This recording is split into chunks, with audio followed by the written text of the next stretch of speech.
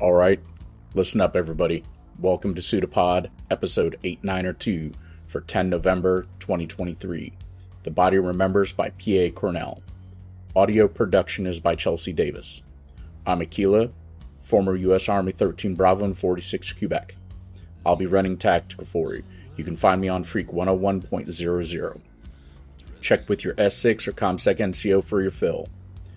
This story is being released the day before Veterans Day in the US, Remembrance Day in the UK. On the second Sunday of each November, the King leads the nation in remembering those who have died in the world wars and other conflicts.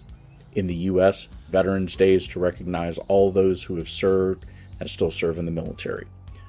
Recognizing those who serve, especially those who were never able to take off the uniform, is a sacred duty.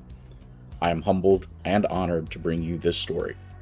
The patrol route is laid out by P.A. Cornell. Allied status, Chilean-Canadian. First published, age 8. Affiliations, SFWA, and graduate of the Odyssey Workshop. Recognition. Her story Splits went on to win Canada's 2022 Short Works Prize for Fiction. Downtime. Can be found assembling intricate Lego builds or drinking ridiculous quantities of tea. Sometimes both. Full dossier can be found at pacornell.com. Other works, Lost Cargo, and Splits.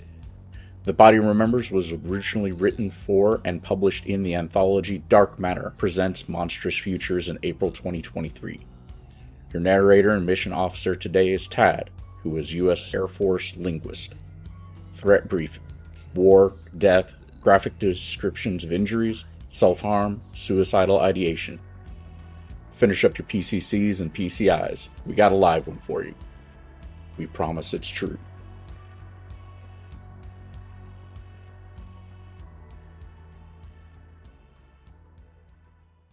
The Body Remembers by P.A. Cornell. Narrated by Tad Callan. It takes a moment before it hits me that the screaming's coming from my own mouth. Funny how the mind works. I catch myself debating whether to continue or just shut up. My leg, where it used to be anyway, is nothing but mangled shreds that remind me of pulled pork, and I opt for silence. I grit my teeth against the pain and watch the leg reform from those shreds of bloody meat for a moment before I have to look away from the unnatural sight of it. There's no escaping the metallic scent of blood, though. The only thing that can compete with it is the acrid tang of my own sweat. Most people don't notice sweat smells different when it comes from fear. Stronger, more acidic. Trust me, I've been at this long enough to know. Too damn long, actually, but my tour's coming to an end. 2 more weeks.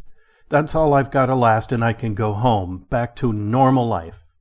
Or whatever semblance of normal those of us who've walked through hell can get. I force myself to look down at my leg again and see it slowly coming back, which is more than I can say for the fabric of my pants that's missing from the knee down. Nothing to do about that.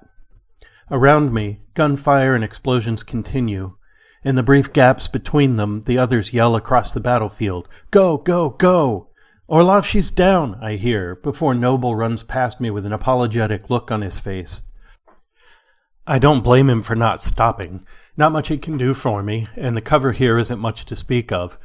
Nothing more than the remains of a low brick wall, no more than 2 feet high, lower where chunks have been blasted away. "On your 6, someone yells, followed by an explosion. A body falls to my left, too damaged for the treatment to regenerate before the Reaper got its icy claws on it. I instinctively try to move away, but I don't get far with just the one leg, and the other one burns like it's on fire. "Come on," I tell it. Waiting for the leg to finish regrowth, I glance at the body. They're face down, so I can't see who it is, but by the shape I guess it's Paratus.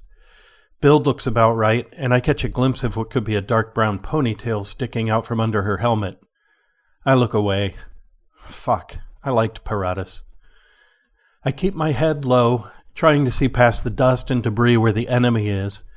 We're still holding ground, but they're pushing back. I'm not safe here. Some injuries you don't heal from, or so they tell us. I look at Paratus, still unmoving. No one knows what happens when one of us dies. They take the bodies. Not the enemy, our side. They recover them all, no matter how bad the war zone. The official line is they don't want them falling into enemy hands on account of the treatment, but most of us think it's us they're hiding the dead from. There's talk the treatment can regenerate us even after death. If that's true, what would it do to a person to come back from that? It's that fear alone that's kept me from sampling the taste of gunmetal before squeezing the trigger. There damn well can be a fate worse than death, worse even than this endless cycle of horrific injury and regeneration. That's why I have to last through the next 2 weeks. It's too late for Paratus, but the rest of us still have a shot. There's movement to my right, and my body reacts before I consciously register that the face belongs to a stranger, that the uniform bears the colors of the other side. Only later, in my nightmares, will I recall the way he brought his weapon up to target me. Right now it all happens too fast. He's still taking aim when I raise my own gun and blow his head to pink vapor. It looks like spray from an airbrush.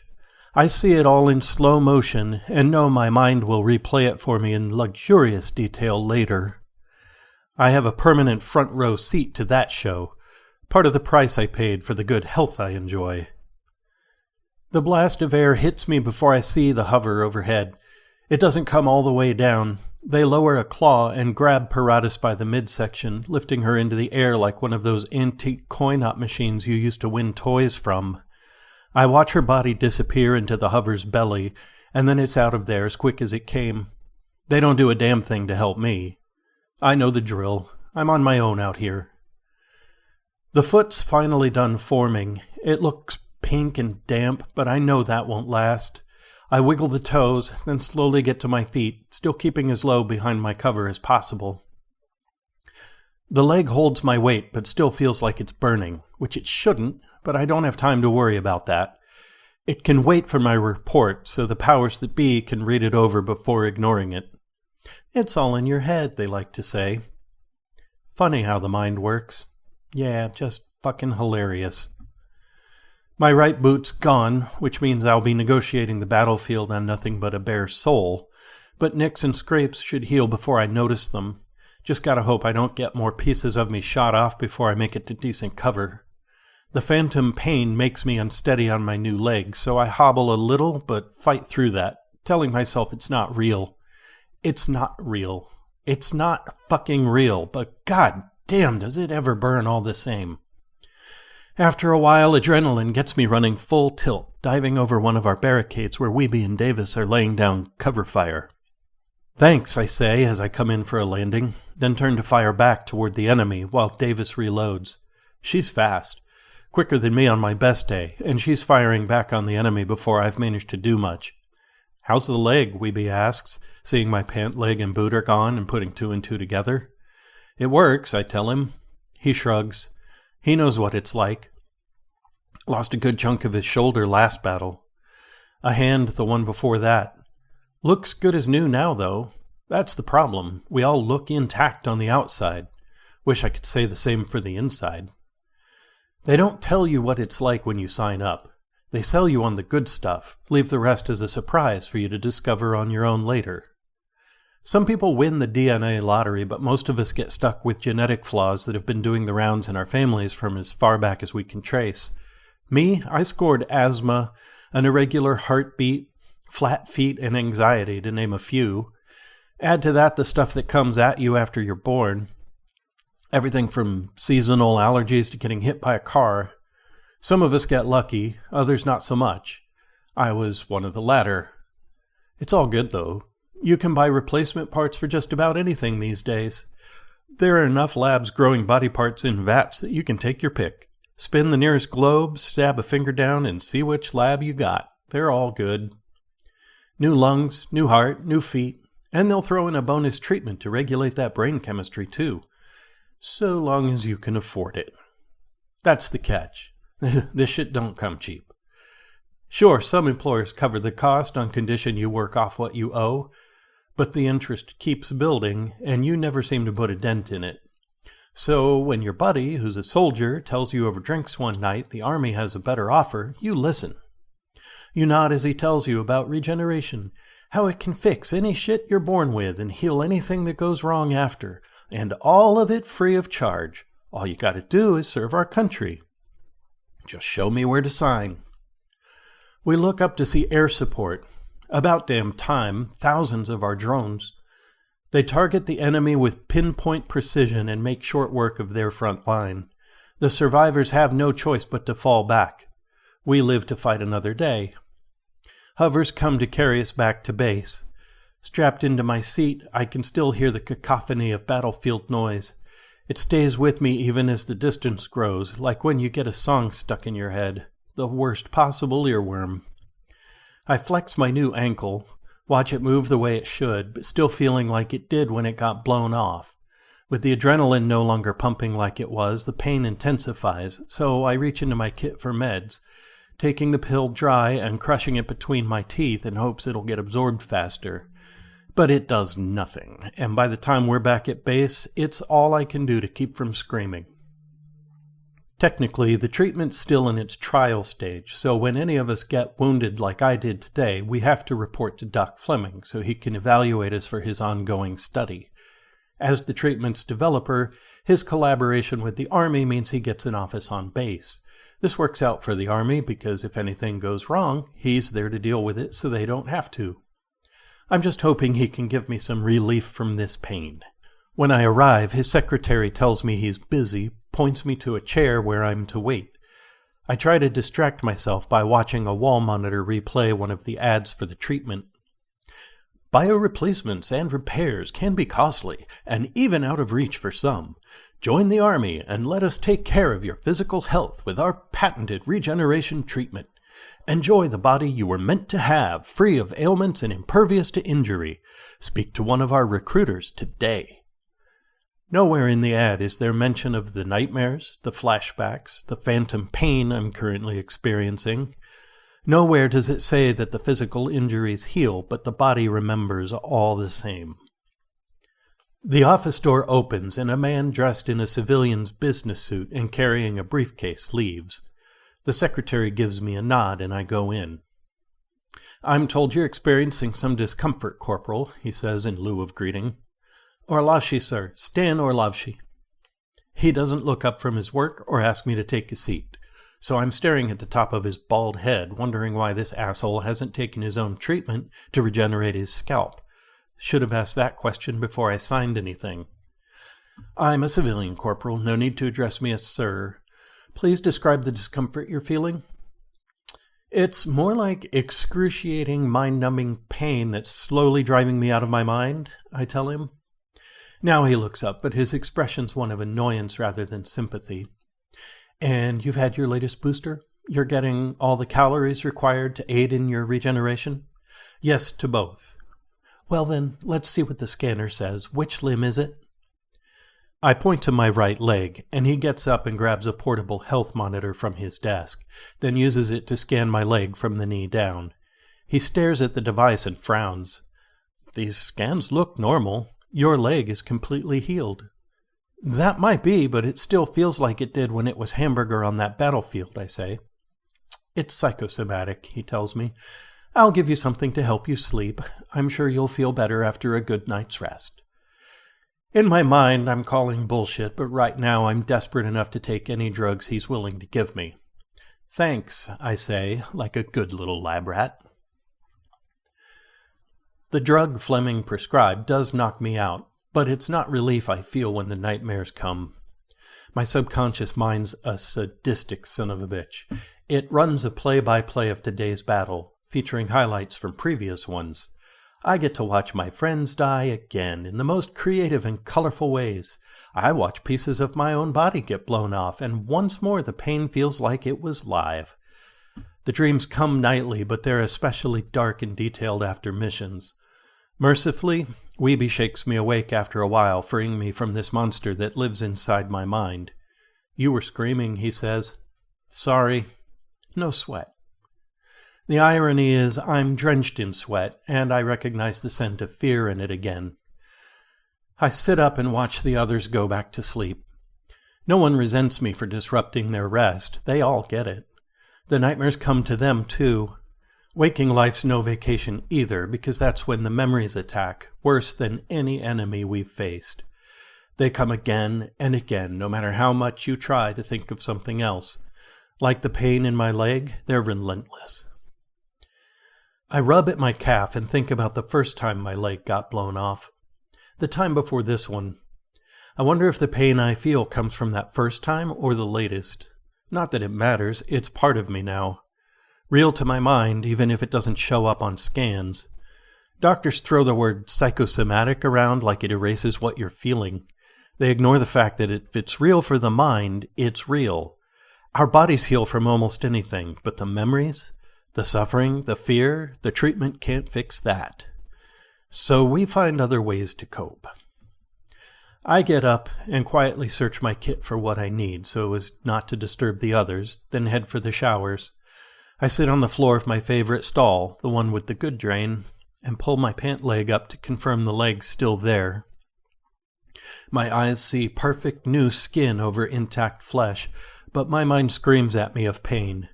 So I take the tool I brought with me, the knife I was issued, and cut a long line along my left arm, wrist to elbow, letting the blood drip into the drain.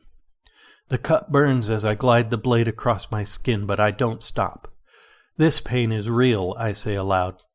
The cut is healed by the time I get to the end, but my leg still hurts. I go again, this time a quick slash across the forearm. This pain is real. I do this again and again until morning comes. By then, I'm exhausted, numb. I feel nothing, and I hope it will last for at least a while. We all have our ways of coping with what we've been through. We don't talk about it. We endure. At least I won't have to endure much longer. It's not long before they throw us back into the meat grinder of war. The Army and Doc Fleming each have something to prove. The treatment benefits them both. Fleming's gunning for the Nobel. His little miracle will no doubt change many lives for the better, just not ours. The Army gets soldiers they don't need to send home after major injuries. Soldiers they can keep reusing, a virtually inexhaustible resource. The more times we come back from battle, the closer they get to approval for the treatment to become standard. This time, at least we didn't lose anyone. Still, once we're back in the mess, we eat in silence. I read the others like my granddad used to read his morning paper. Weeby seems jumpy, Davis more withdrawn than usual, Noble's eating like food's his enemy. The rest of the company just seems tired. We're all tired.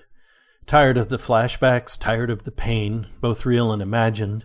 Tired of the tense muscles, panic attacks, the urge to run with nowhere to run to. Noble stands suddenly, lifts his tray and slams it down onto the table, sending rehydrated eggs flying in all directions. Then he leaves. No one says a word. He was one of the last ones to sign up and has at least a year to go. We've all had such moments of frustration and rage. We all will again. As for me, I rub my leg under the table, trying to massage the pain that's returned since the battle. I consider my usual way of coping, but head back to Doc Fleming's instead as soon as I get a chance. If this is something they might use on civilians one day, he needs to understand the treatment has no effect on emotional and psychological trauma. I need to get him to stop ignoring that. The pain's back, I tell him. I'll give you another sleeping pill. That won't help, I say. It helped last time. Not exactly, I tell him, though I don't elaborate on my methods for coping. There has to be something you can do. The battles, the injuries, they stay with you. Our bodies heal no matter how many times you throw us out there, but they don't forget, and we don't get to choose what the body remembers. I only have a short time left to go, but I have to think of the others you'll keep sending out there after I'm gone. Not to mention the fact that this pain in my leg may be something that stays with me. Fleming gives me a curious look. A short time left to go? Until the end of my tour, I clarify. I'm afraid it doesn't work that way, he says. The contract you signed gives us the right to renew your tour as many times as is necessary for this study. I must not be hearing right. What? We're collecting data from every injury one of you sustains, speed of healing, other effects. It could be several more years, even decades, before we know enough to determine whether the regeneration treatment is something we should continue with. But that can't be right. He sighs and reaches for his tablet, opening a file that he then turns for me to see. I recognize it as the contract my buddy showed me in that bar, only I don't recall him mentioning this wasn't a regular tour of duty. I do remember the words standard contract. Maybe he didn't know. Or maybe they made him a sweet offer so he didn't volunteer that information. It doesn't matter anyway because it was on me to read the fine print. I have no one to blame but myself. I feel sick to my stomach, an alien sensation since the treatment makes it so we no longer get sick. You're not gonna let us go, I say. Not ever. Let's not be so bleak, Corporal, Fleming says. Every study comes to an end, eventually. I think of Paratus and how the study came to an end for her. I think about the rumor that even death can't stop regeneration and wonder if it really did. I break into a sweat, but my limbs go cold, all except the one that burns with pain. I picture the years to come being torn to shreds again and again, my body healing as my mind falls apart, and that's if I'm lucky. That's if I don't end up like Paratus. It takes a moment before it hits me that the screaming's coming from my own mouth.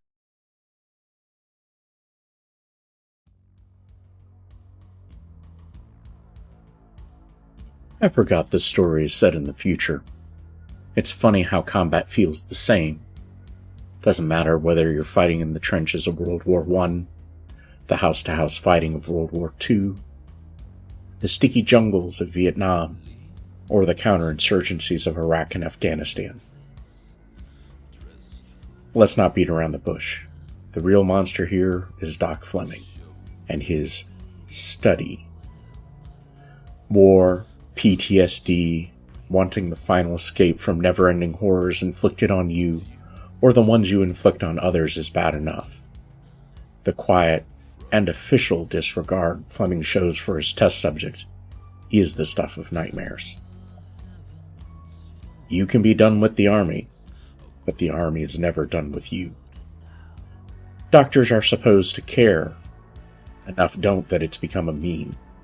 That's the horror that awaits anyone who raises their right hand to serve.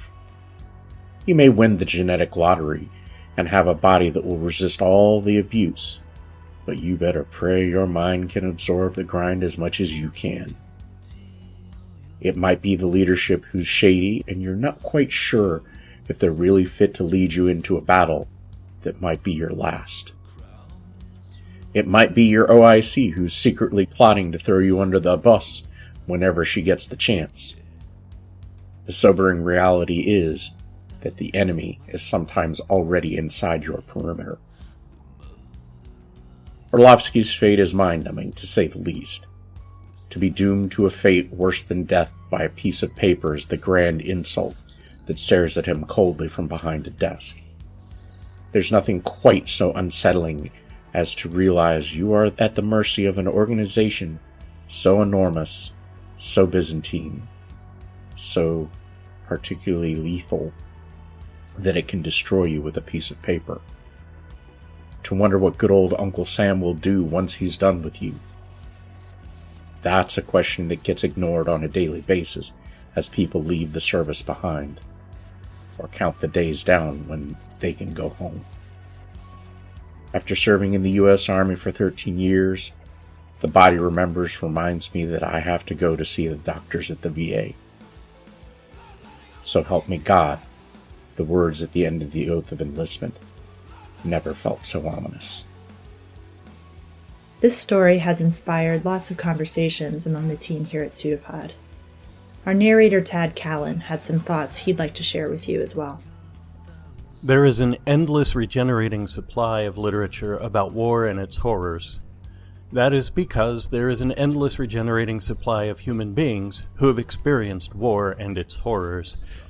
As it turns out, we are that infinite number of monkeys with our infinite number of typewriters, and we have moved on from Shakespeare, friend. As the bard said in Henry V, there are few die well that die in a battle. And in today's story, P.A. Cornell shows us an all too plausible future in which the army yes-ands King Henry and says, what if they don't die in the battle? You don't have to be a combat veteran to see through the fine print on that contract. You don't even have to know the stories about the monkey's paw to know that kind of bargain never works out in favor of the little primate on the battlefield. The hell of it is that everybody loses pieces of themselves in the business of war. I served my military time during a relatively calm era for America between the end of the Cold War and the September 11th attacks on New York City.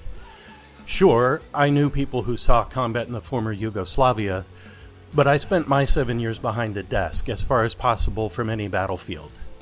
They still found ways to take pieces of me, though, and pieces of my friends. And every week, I find out that we have lost someone else. Someone we didn't have to lose. Because the pieces they lost didn't grow back.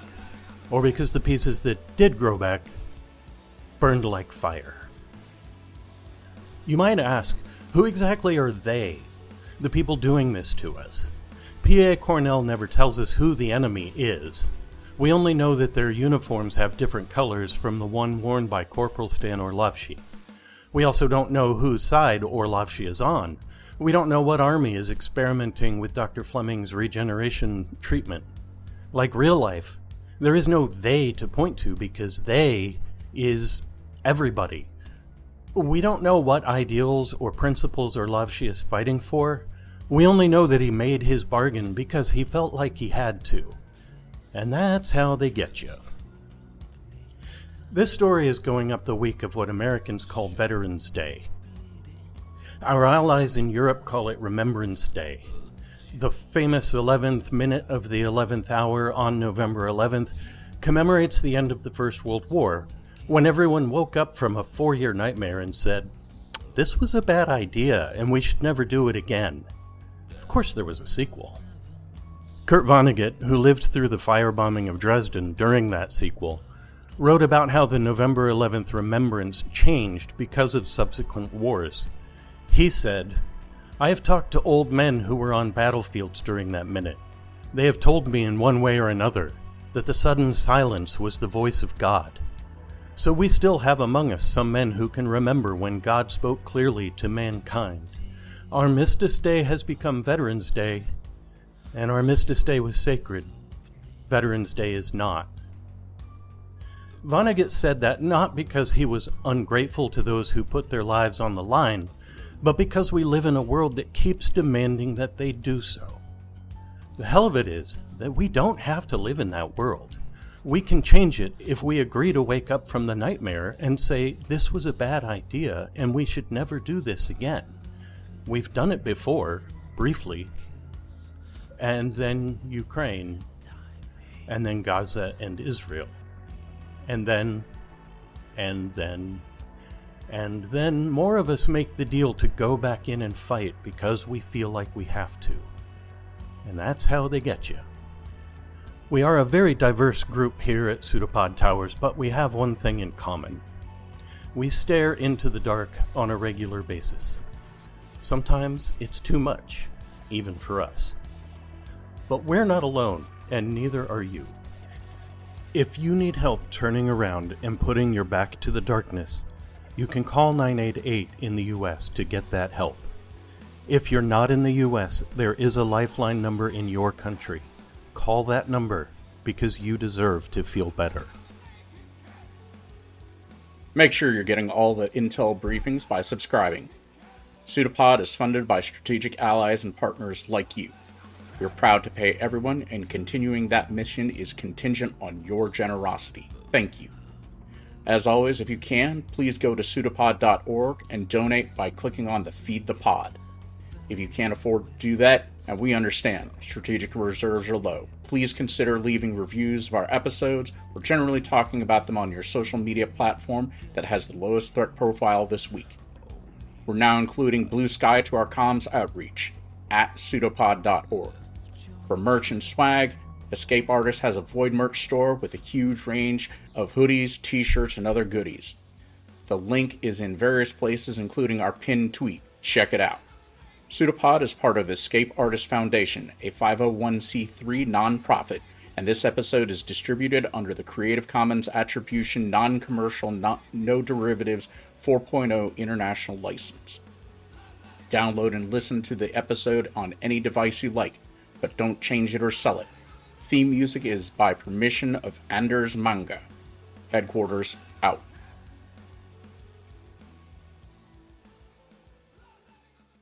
An arm appeared from nowhere on the shape, seemingly projected like the pseudopod of a protozoan. It's a pseudopod. It's a big foot.